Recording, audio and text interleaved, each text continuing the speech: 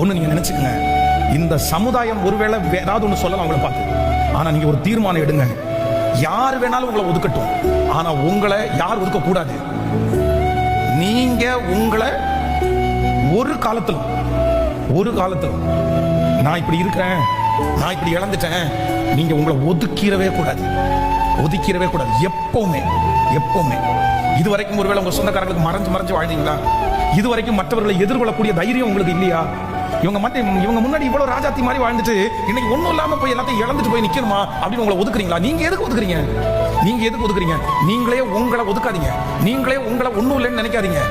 அந்த பிரச்சனைக்கு முன்னாடி, அந்த மனுஷனுக்கு முன்னாடி, அந்த குடும்பத்துக்கு முன்னாடி நீங்க பெருமையா போய் நிக்க வேண்டாம். ஆனா எப்படி நிக்கணும் அப்படின்னு சொன்னா, என் சர்வ வல்லவர் எனக்கு கசப்பை கட்டளை இட்டார், ஆனா ஒரு நாள் உங்க முன்னாடி ஆண்டவர் என்ன சாட்சியா கண்டிப்பா நிறுத்துவார். நான் என்ன ஒரு காலத்துல என்ன பண்ண மாட்டேனா, ஒதுக்க மாட்டேன்.